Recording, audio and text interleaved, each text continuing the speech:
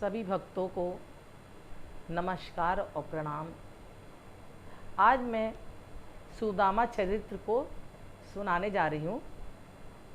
सुदामा चरित्र का भगवान श्री कृष्ण के साथ में असुदामा जी से क्या संबंध था, उसके प्रति मैं नमस्कार करती हूँ, प्रणाम करती हूँ। बोलो वृंदावन बिहारी लाल की जय। महापुराणे दशम स्कंधे भाषा टीका सुदामा चरित्र शीतम अध्याय दोहा 81। हरि विप्र के तंदुल भोग लगाए। विप्र कौन है? ब्राह्मण। सुदामा जी क्या थे? ब्राह्मण थे। हाँ, तंदुल भोग लगाए। तंदुल का मतलब चावल। भोग लगाए के समर्पक लोक दो तो रहे ल जाए। श्री सुखदेव जी बोले कि हे राजन, सब प्राणियों के मन की बात जानने वाले भगवान श्री कृष्ण दुजो में मुख सुदामा के संग बातें करके मुस्कुरा कर बोले, ब्राह्मणों को भक्ति करने वाले साधु पुरुषों की गति भगवान श्री कृष्ण प्रेम भरी चितवन से देखते, हंसते बोलते सुदामा से बोलते कि हे ब्राह्मण, तुम मेरे लिए भेंट क्या लाए हो? तो सुदामा जी कहते हैं, क्योंकि भक्ति प्रेम पूर्वक जो मुझे थोड़ी सी भेंट देता है, सो बहुत सी सा भी देता है तो वो मेरे लिए बहुत सा हो जाता है। सुदामा जी ने कहा, और जो भक्ति बिना मुझे बहुत दे दे तो मुझे संतोष नहीं होता है। और जब भक्ति दिल में है ही नहीं, भगवान के प्रति लोगों की भक्ति ही ना रहे, चाहे वो लड्डू चढ़ावे, चाहे पेड़ा चढ़ावे, चाहे समस्त लोगों की मिठास चढ़ा दें, फल फूल चढ़ा दे, तो भगवान स्वीकार करते नहीं, भगवान प्रसन्न नहीं होते। जो पुरुष भक्ति करके पत्र फूल पुष्प मुझे देते हैं, सो मुझे भेंट और कारण प्रसन्नता भोजन करता है।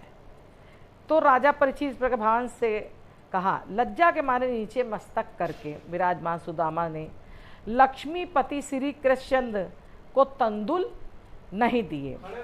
हे राजन, सब प्राणियों के साक्षी भगवान, सब प्राणियों के साक्षी कौन है?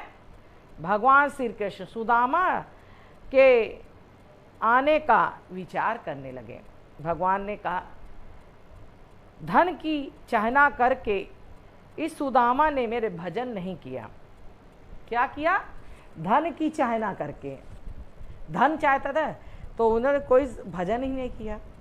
भगवान जान गए। तो उन्होंने क्या सोचा कि देखो ये विप्र कैसा है, पर अभी पतिव्रता स्त्री को प्रसन्न करने के लिए मेरे पास आया है। अपनी पतिव्रता स्त्री को प्रसन्न करने के लिए मेरे पास आया। उसकी पत्नी ने भेजा था कि जाओ भगवान के प्रभु पास जाना और भेंट जो है ये हमारे तंदुल छिपा के ले जाओ, उसे तुम दे के आओ और प्रभु को सारी बात बता देना। इसलिए जो संपत्ति देवताओं को दुर्लभ है, जो संपत्ति दुर्लभ है, सो इसे दूंगा।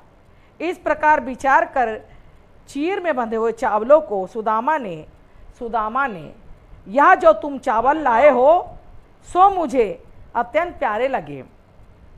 भगवान ने कहा, अरे तुम तो चावल ले तो आए हो, छीनने लगे, क्या छिपा रहे हो? लाओ दो मुझे, इनको थोड़ा मत जानो। अरे थोड़ा सा लाए हूँ, मैं कैसे बता दूँ?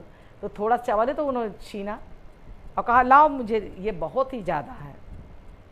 यह चावल मेरे सब विश्व का पेट भर देगा, दुनिया का पेट भर देगा। तुम अच्छा हुआ लेके आए, मेरी भाभी ने तो मुझे भेजा है ना। मैं ऐसा एक मुट्ठी चावल भोजन कर, उसकी दूसरी मुट्ठी कर। एक मुट्ठी चावल जैसे ही भोजन किया और दूसरी मुट्ठी उठता है, तीसरे पे हाथ रख ले। तो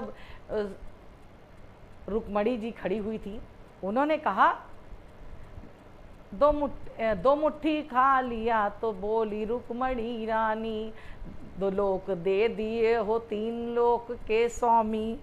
है ये क्या कर रहे हो, हम लोग को भी दे दोगे क्या? तब भगवान हंसने लगे। रुक्मणी परमेष्ठी श्री कृष्ण का हार पकड़ कर कहने लगी कि मित्र के घर सब वस्तु आप ही भोजन करके जाओगे या कुछ इसमें भी रहने दोगे?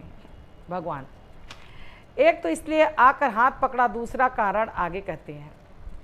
रुक्मणी बोली, है विश्व के आत्मा, 1 मुट्ठी चावल भोजन करके तो सबकी विश्व की संपत्ति तुमने दे दिया, क्या तीसरी मुट्ठी भोजन करके मुझे भी दे दोगे? क्या इस लोक और परलोक में तुम्हारे संतुष्ट होने की संपत्ति प्राप्त होती है?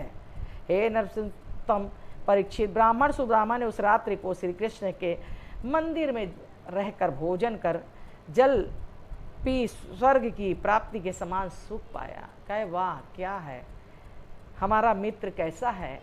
आज हमें जब प्रातः काल हुआ तो विश्व के पालन करने वाले आत्मा के आनंद में मग्न श्री कृष्ण सुदामा को प्रणाम कर मार्ग में पहुंचाने के पीछे पीछे संग आए। बोले कि मित्र सुदामा, तुमने भला दर्शन दिया, इस प्रकार स्वाधीन वचनों से आनंद हो। सुदामा अपने घर को चला। ना तो भगवान श्री कृष्ण ने उसे धन दिया और ना उससे लाज के मारे मांगा। श्री कृष्ण के दर्शन से मतलब सोचा क्या मांगे मित्र से, बड़ी रुसवाई होगी अगर कहेंगे कि कुछ दे दो, कहें धने के लिए आए थे क्या। श्री कृष्ण के दर्शन से ही सुख पाकर घर की ओर चला। चलते समय विश्व चित्त में सोचने लगा कि अहो, घर में जाके पत्नी से क्या कहेंगे। ब्राह्मणों की भक्ति करने वालों को देव भगवान श्री कृष्ण भक्ति मैंने देखी, क्योंकि लक्ष्मी को छाती में धारण करने वाले श्री कृष्ण वास करे, ऐसे श्री कृष्ण ने कहा, मुझ में उनमें बहुत अंतर है, सो भुजा पसार कर मुझे मिले। और हमने प्रिय भार्या मतलब पत्नी को के सेवा करने वाले सैया पर जैसे ही भ्राता बलदेव जी बैठाते थे उसी प्रकार मुझे बैठाया। और मार्ग की थकावट दूर होती कृष्ण भार्या रुक्मणी चमर हाथ में लेकर मेरे पवन हवा किया, अर्थात पाँवों का दबाना, धोना, पोंछना, इधर सत्कार करके देवों के देव ब्रह्मदेव भगवान ने स्वयं उनका पैर धुला।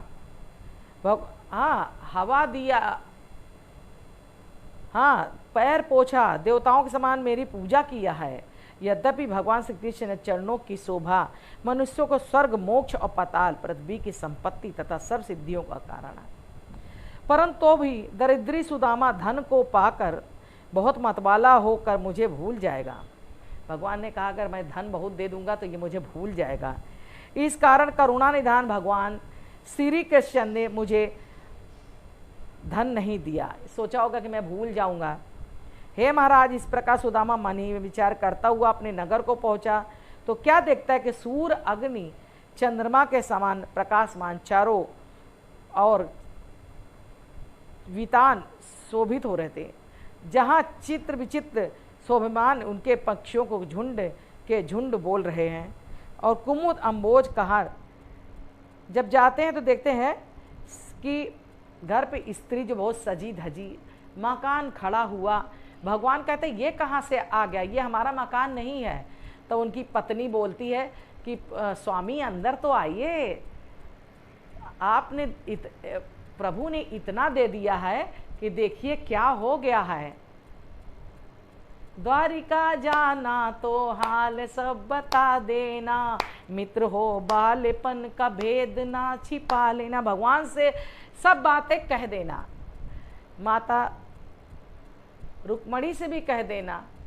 तो इस तरह से कहकर भगवान के वहाँ से चल दिए और आके देखते हैं कि पत्नी खूब सजी धजी, घर भरा पड़ा हुआ है। बोले इतना प्रभु ने दे दिया, प्रभु ने इतना दे दिया कि कोई चीज़ हमें अब मांगना ही नहीं। बोलो वृंदावन बिहारी लाल की जय, परम परमात्मा की जय।